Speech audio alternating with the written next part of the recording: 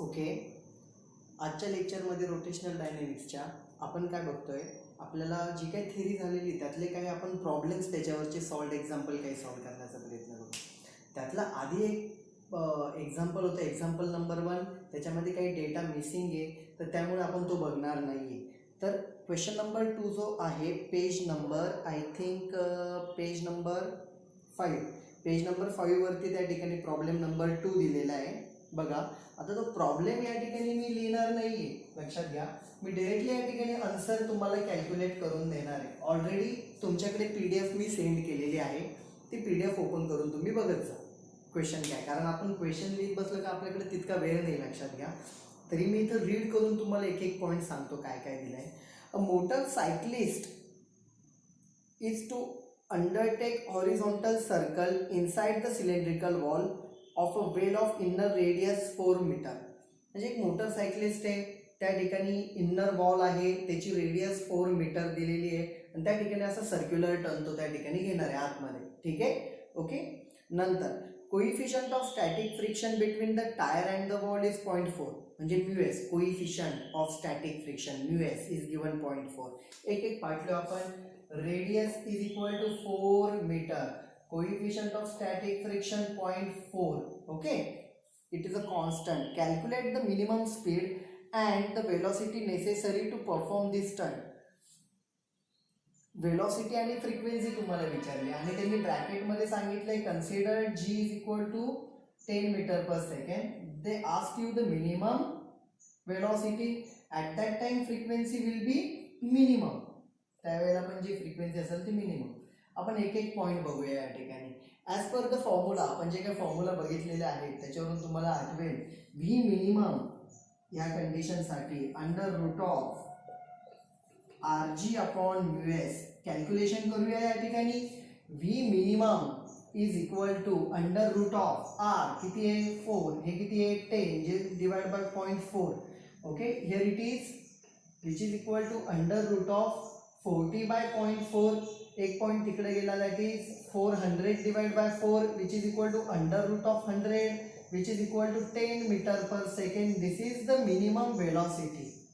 Okay, 10 metre per second is the minimum velocity required to perform the circular motion inside the well.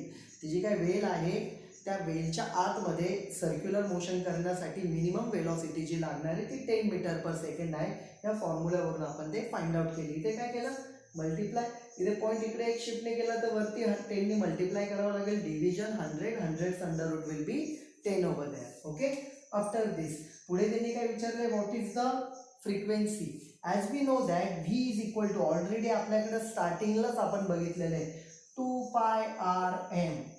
This is the formula because actually the formula is like this, 1 upon t means 2 pi r n.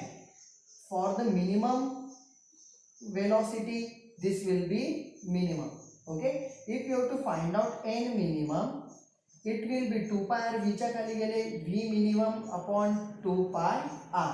Okay, which is equal to, this is 10 divided by 2 into pi, it means 1.4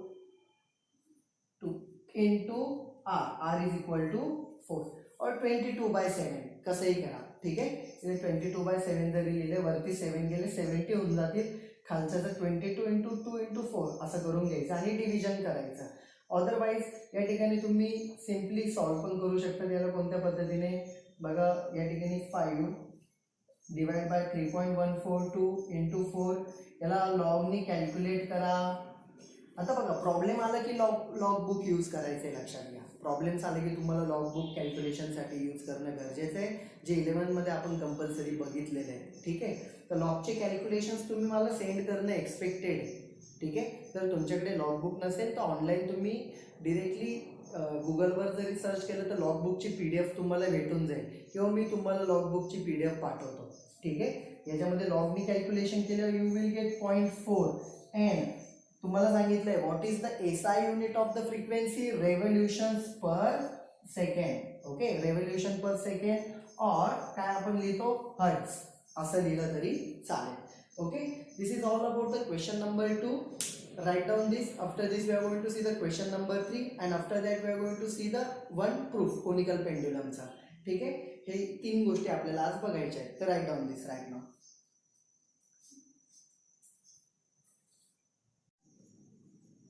बघा पुढचं question आहे solved example number 3 पुढच्या पेजवरती आहे. ठीक आहे, question मी तुम्हाला सांगतो, इथे डिरेक्टली आन्सर सांगणार आहे. क्वेश्चन मी तुम्हाला रीड करून सांगतो काय काय दिलेलं आहे. ठीक आहे, अ racing track having the radius 9.9 is bank at, okay बघू आपण.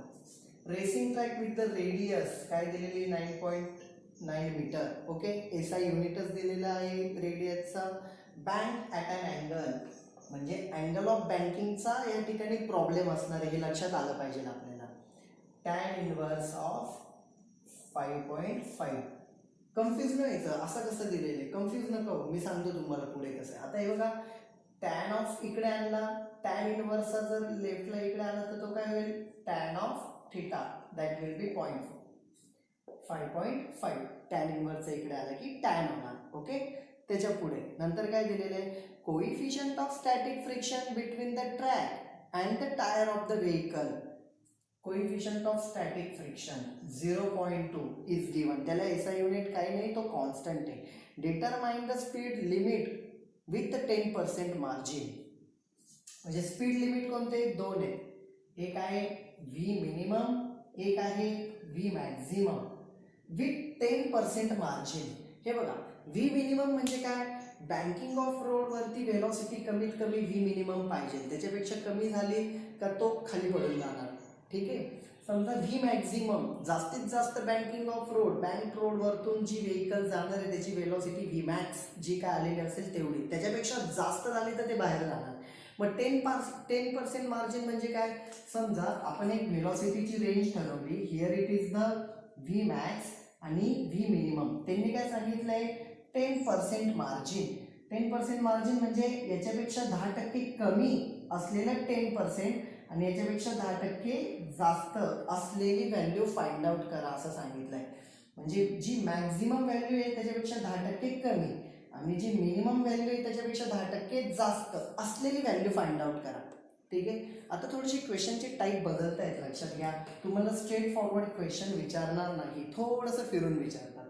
कारण याचा तर फॉर्म्युला आपल्याकडे आहे, सरळ सरळ व्हॅल्यू टाकली का आन्सर निघेल. त्याचे फक्त 10% काय करायचे ते बघू आपण. ठीक आहे, व्ही मिनिमम आणि व्ही मॅक्झिमम 10% अलाउड. ठीक आहे, बघू आपण हे किती आहे आणि हे किती बघू आपण. आता as we know that as V minimum formula बघा, under root of R G. लक्षात कसा ठेवायचा formula, tan theta mu S खाली 1 mu S into tan theta, mu S tan theta. Minimum असलं ना तर लक्षात घ्यायचं वरती मायनस लिहा, मायनस लिहिलं का खाली प्लस, ऑपोजिट साईड. मायनस कधी, मिनिमम असताना. ठीक आहे, जर मॅक्झिमम असेल तर फॉर्म्युला कसा, मॅक्झिमम असला we have to find out the V max at that time, वरती प्लस, वरती प्लस लिहिलं की खाली काय यायचा, मायनस. हे लक्षात ठेवा. ठीक आहे, minus plus. Okay, this is the one part. आता त्याच्यानंतर काय बघायचंय, व्हॅल्यूज पुटअप करून देऊ आपण. V minimum is equal to under root. त्यांनी जी ची व्हॅल्यू तुम्हाला दिलेली नाहीये, दिलेली नसली तर आपण एक साधारणतः 9.8च्या जागेवर 10 घेऊन टाका. ठीक आहे, हिअर इट इज 9.9 रेडियस जी 10 आतमध्ये ब्रॅकेटमध्ये टॅन ऑफ थिटा आपण लिहिलाय डिरेक्टली 5.5. ठीक आहे, 5.5 सॉरी एक व्हॅल्यूमध्ये चेंज असेल, it is not the 5.5, it is 0.5. इथे पण 0.5 येईल आणि इथे पण 0.5 येईल. मायनस म्यू एस ची व्हॅल्यू किती दिलेली आहे, 0.2 डिवायडेड बाय 1 प्लस 0.5 इंटू 0.2 किंवा 0.2 इंटू 0.5 या दोघांचं मल्टिप्लिकेशन या ठिकाणी आहे.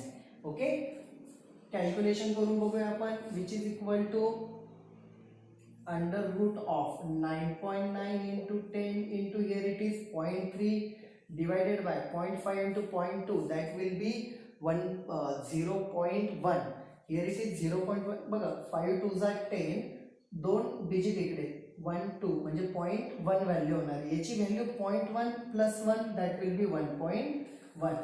हे बघा 1.1 आहे, आणि हा पॉईंट आहे, हे याला 10ने मल्टिप्लाय केलं, याला 10ने केलं, एक एक पॉईंट इकडे सरकेल, याची किती व्हॅल्यू होईल 11, वरती किती होईल 99, 11ने डायरेक्टली डिवाइड होईल, याला 11ने डिवाइड केले, हिअर इट विल बी 11 9, ठीक आहे. 9 इंटू 10 इंटू 0.3, तुम्ही जर बघितलं तर this will be which is equal to, माझ्याकडे जागा कमी पडणार आहे म्हणून मी राईटला कॅल्क्युलेशन लिहितोय, तुम्ही स्टेप वाईज खालीच लिहित जायचं आहे, ठीक आहे.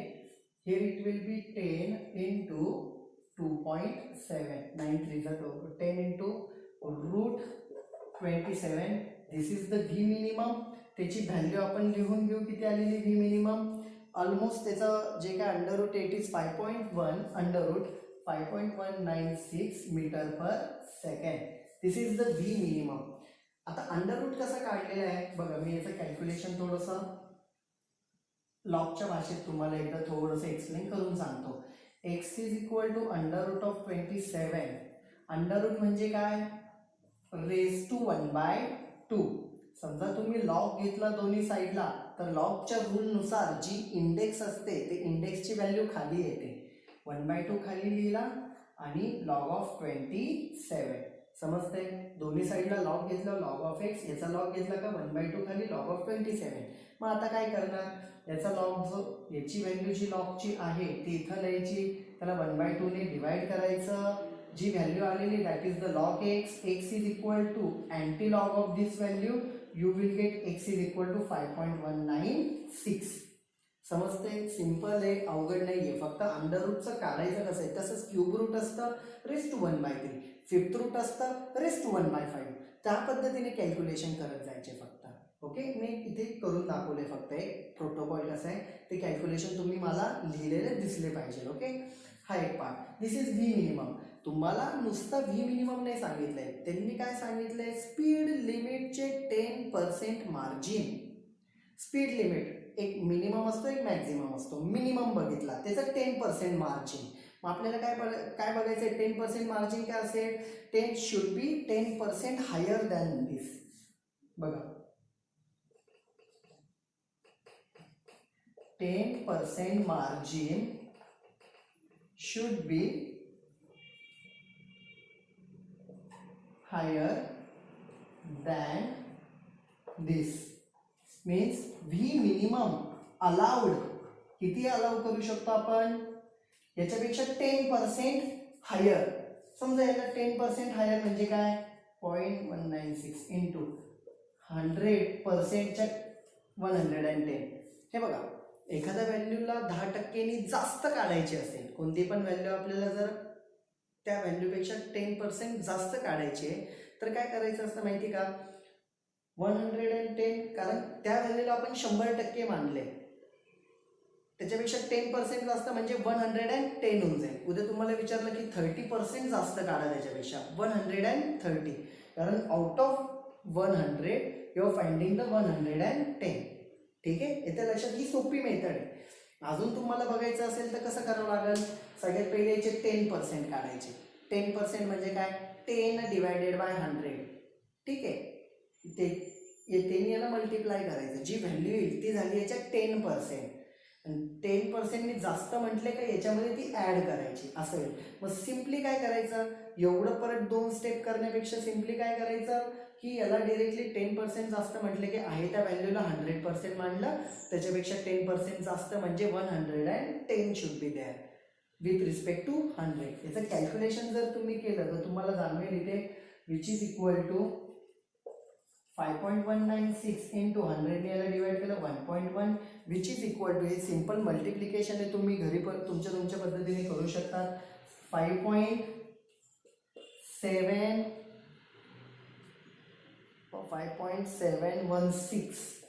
Metre per second.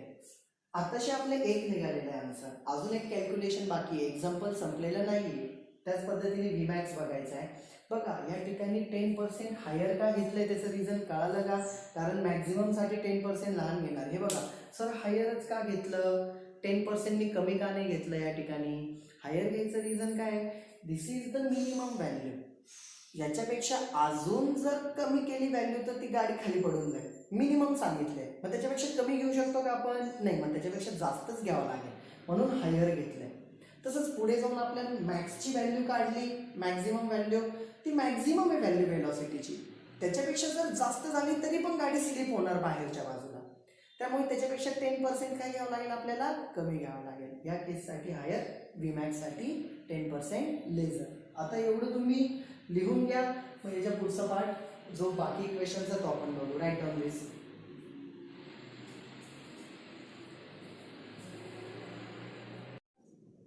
आता बघा या ठिकाणी here it is RG tan minimum साठी होता. आता आपल्याला काय बघायचं आहे, मॅक्झिमम. मॅक्झिमम मध्ये फॉर्म्युलामध्ये काय चेंज होतो, न्यूमरेटरला इथे प्लस, डिनॉमिनेटरला इथे मायनस, एवढा चेंज होतो. आपण व्हॅल्यूज पुट अप करू आता. Vmax is equal to under root RG, R means 9.9 into G 10 bracket मध्ये tan of theta, here it is 0.5 plus 0.2 divided by 1 minus 0.2 into 0.5, okay, which is equal to under root 9.9 into 10 into, here it is 0.7 divided by 1 minus, here it is 0.1. It means या ठिकाणी काय होणार आहे, under root of 9.9 into 10 into 0.7. Actually calculation केलं असतं लगेच वरती, पण खाली मला माहिती आहे की 0.9 येणार आहे. ठीक आहे, 0.9 म्हटलं का एक 9 इकडे गेला, एक 9 इकडे गेला, सॉरी 9 व हा पॉईंट एक डिजिट राईटला गेला, हा डिजिट राईटला गेला. 99/9 येणार. 99/9 म्हणजे इथं 11 होऊन जाईल डिवाइड केलं तर. 11 नी directly 10 into 0.7 7 into 11, that will be under root of 77. This is the maximum value of Vmax. याचा अंडर रूट जे मगाशी कॅल्क्युलेशन सांगितलं लॉग टेबलचं, त्या पद्धतीने तुम्हाला याचा अंडर रूट फाइंड आउट करायचं आहे. Under root of 77 is 8.775 metre per second. Okay, मग आता here 10% margin should be less than this. कमी पाहिजे, लेस दॅन येणार याच्यापेक्षा. मगाशी मी एक्सप्लेन केलं का बरं लेस दॅन. ठीक आहे, मग Vmax जे अलाव केलेलं आहे आपण त्याला किती आहे, याच्यापेक्षा 10% कमी. याला आपण काय मानलंय, 100%. याच्या 10% कमी म्हणजे 100च्या 10% कमी किती, याच्या 90% पाहिजे असा अर्थ आहे. ठीक आहे, which is equal to 8.775 into 0.9. Value कमी होणार आहे साधारणतः 7.896. सिंपल मल्टिप्लिकेशन आहे, ते तुम्ही मल्टिप्लिकेशन करू शकता. This is the required final answer. हे आणि मागे जी आली होती व्हॅल्यू ती. ठीक आहे, तर एवढा प्रॉब्लेम हा व्यवस्थित लिहून घ्या. याच्या पुढे आपल्याला एक छोटासा प्रूफ बघायचं आहे. राईट डाऊन दिस.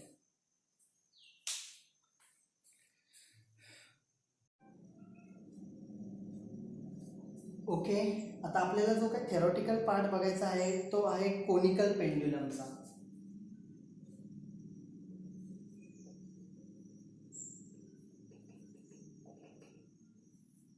ओके, तर या ठिकाणी कोनिकल पेंड्युलम म्हणजे काय, सगळ्यात पहिले आपण सिंपल पेंड्युलम आठवायचा प्रयत्न करू. कोनिकल पेंड्युलमचा ऑलरेडी प्रूफ आपण 11th स्टँडर्डला बघितलेला आहे, तुम्हाला आठवत असेल तर.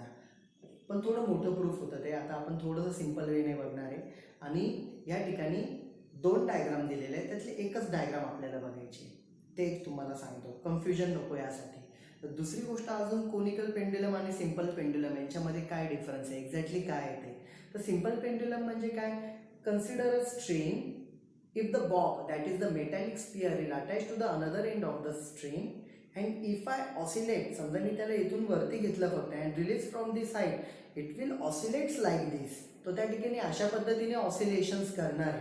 येथे लक्षात, this oscillations mean nothing but the simple pendulums oscillation or this pendulum, याला आपण काय म्हणतो मग, simple pendulum. What is the conical pendulum, तीच condition consider the one string, the one end of the string is fixed to the rigid support. एका rigid सपोर्टला आपण त्याला फिक्स केलेलं आहे. Consider the bob is attach to the another end.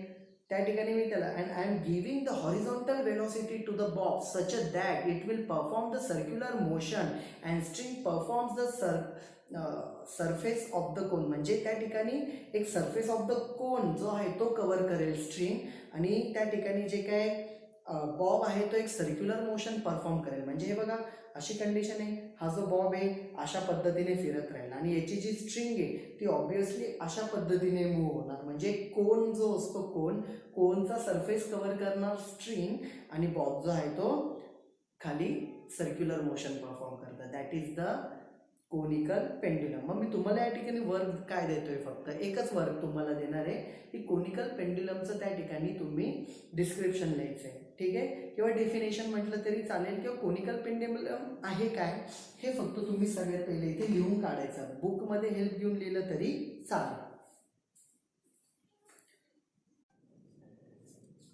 Okay, आता simple way सांगताना मी तुम्हाला simple भाषेमध्ये सांगतो. तुम्ही बुकची वर्डिंग यूज केली तरी चालेल, मी सांगतोय त्या पद्धतीने लिहिलं तरी चालेल.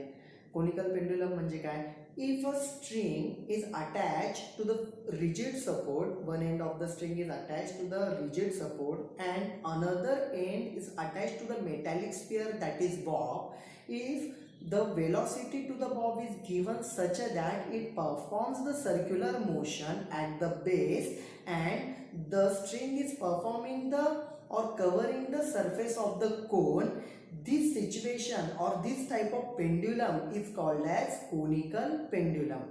असं लिहिलं तरी चालेल. म्हणजे हे तुम्हाला समजायला पण सोपं आहे, लिहिताना पण सोपं आहे, आणि ज्या वेळेला त्या ठिकाणी पेपरला कोणी रीड करेल त्याला पण व्यवस्थित समजून द्यायला लागेल की तुम्ही काय लिहिलेलं आहे. कन्सेप्ट फक्त व्यवस्थित पोहोचली पाहिजे समोरच्यापर्यंत. ही त्यामध्ये लिहिताना कोणता पार्ट मिस झाला नाही पाहिजे, फिजिक्सचे जे पर्टिक्युलर वर्ड आहेत तेच आले पाहिजे. कोनिकल मीन्स कोनिकलच पेंड्युलम म्हटलं पाहिजे. नाही तर मी कोनिकल वर्ड विसरलो आणि फक्त पेंड्युलम लिहिलं तर मार्क्स नाही भेटणार, कारण मिनिंग चेंज होऊन जाईल. तुम्ही वर्डिंगची जी काय तोडमोड आहे ते पुढे मागं झालं तरी काही प्रॉब्लेम नाही, पण त्यातले जे वर्ड्स आहे पर्टिक्युलर ते चेंज नाही झाले पाहिजे. ठीक आहे, ते त्याच्यामध्ये लिहिले गेले पाहिजे आणि त्याचे एक्सप्रेस व्यवस्थित झाले पाहिजे, याची काळजी घ्या. ओके, तर या ठिकाणी आपण बघतोय कोनिकल पेंड्युलम. तुम्हाला सांगितलं काय लिहायचं, तेवढा एक पार्ट लिहायचा.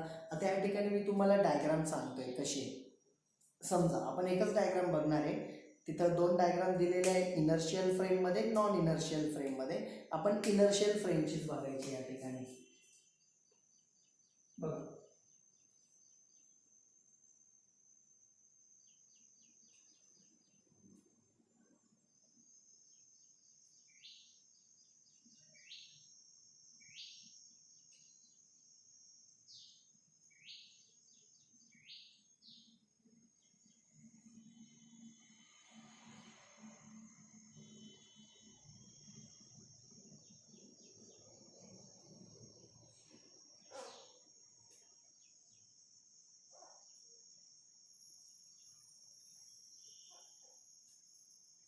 okay, here it is the bob that performing the circular motion like this.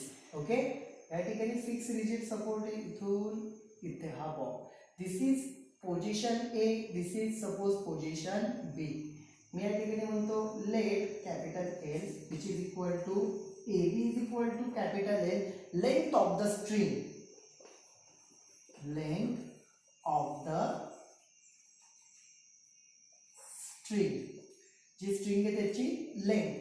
या ठिकाणी नंतर मी या ठिकाणी त्याचं वेट लिहितोय M G, weight of the bob, weight of the bob. Okay, आता बघा या ठिकाणी T naught, tension in the string.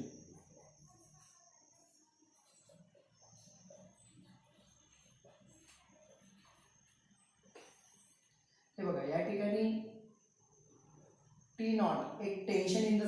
आता ऑब्विसली स्ट्रिंग अटॅच आहे बॉबला, बॉब अशा पद्धतीने फिरतोय, त्या ठिकाणी टेन्शन असणार आहे ह्या डायरेक्शनला. ठीक आहे, suppose theta is the semi vertical angle. Theta काय आहे, सेमी व्हर्टिकल अँगल.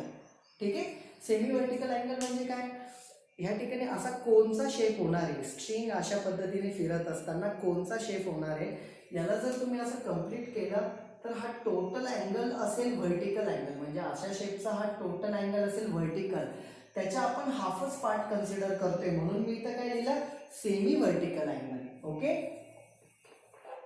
ठीक आहे. नेक्स्ट पार्ट, नंतर या ठिकाणी आपण सी म्हणून देऊ, सेंटर ऑफ द सर्कल. नंतर समजा इथे T0 आहे, याला जर मी रेक्टँग्युलर कंपोनंट काढले किंवा परपेंडिक्युलर कंपोनंट काढले, एक असेल एक असं गेलं, एक व्हर्टिकल कंपोनंट कसं राहील, वरती राहील, ठीक आहे, एक हॉरिझॉन्टल कंपोनंट इकडे राहील. समजतंय, व्हर्टिकल कंपोनंट. आता इथं सगळ्यात पहिले आपल्याला अँगल माहीत पाहिजे. आता बघा त्या दोन लाईन्सकडे बघा, असे पॅरलल आहे, एक अशी आहे एक अशी आहे, आणि इथून हा लाईन जॉईन, हा जर थिटा असला तर दिस विल बी थिटा, हा अँगल इकडचा थिटा येणार. ठीक आहे. तर नेक्स्ट पार्ट,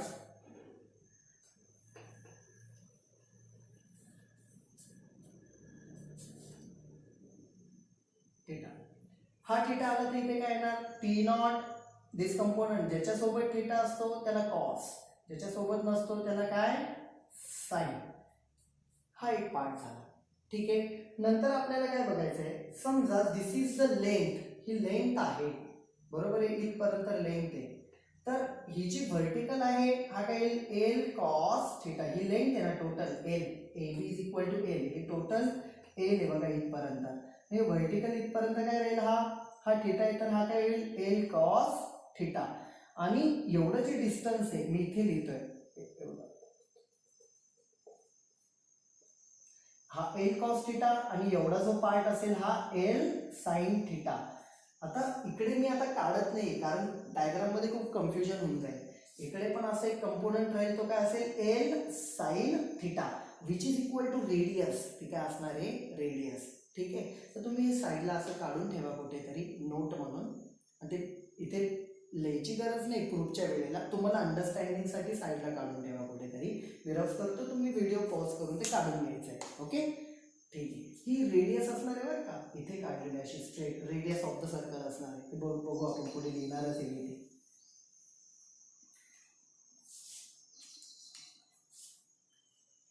ओके, हा एक पार्ट झाला, थिटा झाला. ओके, नंतर आता आपण इथे सांगू T0 cos theta, vertical component of the T0, vertical component of T0. ठीक है, T0 sine theta, horizontal component of T0. Time कमी असलं का डायरेक्ट सिम्बॉल यूज करायचा, टेन्शन इन द स्ट्रिंग लिहिण्यापेक्षा. ऑलरेडी सांगितलं एक टेन्शन इन द स्ट्रिंग आहे, तर तिथं T0 लिहिलं तरी चालेल. ओके, आपण एल कॉस थिटा आणि एल साइन थिटा पण लिहू. L cos theta vertical component of L sin theta which is equal to R, horizontal component of L, bracket मध्ये लिहितो मी रेडियस, कारण ती रेडियस इतकी येणार आहे, इथं लिहिलेली नाही, काढलेली नाही आपण, पण ते गिचमिड होऊन जाईल पूर्ण डायग्राम मध्ये. ठीक आहे, बुकमध्ये नाही काढलेली, तुम्हाला मी मगाशी काढायला सांगितलं ते साईडला, तुम्हाला समजावं म्हणून, कारण ही व्हॅल्यू पुढे पुट करायची आपल्याला, लिहायची. ठीक आहे, इतका पार्ट झालेला आहे. तर याच्या पुढे आपल्याला काय बघा, हे गिवन झालेलं आहे सगळं, त्याच्यामध्ये जे काय पॅरेग्राफ वाईज सगळं फापट पसारा लिहिलेलं आहे, एक्सप्लेनेशन लिहिलेलं आहे, त्याची काही गरज नाही आहे. स्टार्टिंगला आपण सांगितलं व्हॉट इज कोनिकल पेंड्युलम, त्याची डायग्राम अशी, त्याची मोशनमध्ये असलेले फोर्सेस कोणते, हे असे असे आहेत. मग आता आपण डिरेक्टली या ठिकाणी काय लिहू शकतो बघा, महत्त्वाचा या ठिकाणी पॉईंट काय लिहिता येईल, आता एक T cos theta is equal to, आता बघा हा बॉक्स जो आहे, या ठिकाणी बॉक्स जो असणार आहे हा ह्या ठिकाणीच राहणार आहे, तो खाली हे बघा ह्या ठिकाणीच राहणार आहे, म्हणजे ओके तो ह्या पद्धतीने फिरतोय, मान्य आहे. ठीक आहे, पण त्याच्यावरती एक वरती फोर्स आहे आणि एक खाली फोर्स आहे. वरती कोणता फोर्स आहे, in the upward direction there is a force T cos theta, and in the downward direction there is a weight. पण तो वरती पण मूव्ह होत नाही आणि खाली पण जात नाही, तो फक्त सर्क्युलर मोशन करतोय. It means this equal and opposite forces balances each other. ठीक आहे, हे एकमेकांना बॅलन्स करताय असा त्याचा मिनिंग होणार आहे. तर मग आपण इथे बघूया काय लिहायचं ते. Here T naught cos theta is equal to mg, याला इक्वेशन 1 म्हणूया. ठीक आहे. नाव T naught sin theta provides the necessary centripetal which is along the radius towards the center. So this is the centripetal force. मी तर लिहितो T naught sin theta centripetal force which is equal to mv square upon r. This is all about the किंवा mr omega square. आपल्याला omega इथे लागणार आहे, त्यामुळे मी इथे mv स्क्वेअरच्या ऐवजी फॉर्म्युला इथे यूज करतो mr ओमेगा स्क्वेअर. दोन्ही पण आहे. सेंट्रिपेटल फोर्सचे 3 फॉर्म्युले, mv square upon R, mr omega square, mv omega. फॉर्म्युले लक्षात ठेवायचे, लक्षात घ्या, नाहीतर आपलं एक एक लेक्चर चालू आहे तुम्ही मागचे विसरत चालले असं नको. ठीक आहे. mr omega square. आता आपल्याला या ठिकाणी काय करायचंय, डिवाइडिंग इक्वेशन 2 बाय 1. 2 ला इक्वेशन 1 ने डिवाइड करायचंय. बघू आपण काय येतं ते. T naught sine theta upon T naught cos theta which is equal to, आपल्याला या ठिकाणी टॅन थिटाचं फॉर्म्युला या ठिकाणी आणायची गरज नाही आहे. बघू आपण काय होते. ओमेगा स्क्वेअर आपल्याला आणायचं आहे फक्त. राईट साईडला mr omega square divide by mg. This will get cancel. Omega square आपल्याला बघायचं आहे. Omega square is equal to G sine theta, G वरती गेला आणि इथे आर खाली येणार, आर इथे गेला येणार, आर कॉस थिटा. आता सध्या इथपर्यंत तुम्ही लिहून घ्या. याच्या पुढचं अजून थोडं लिहायचं बाकी आपलं प्रूफ, तो पार्ट मी तुम्हाला सांगतो. राईट डाऊन दिस अप टिल नाव. याच्या पुढचं मी सांगतो तुम्हाला.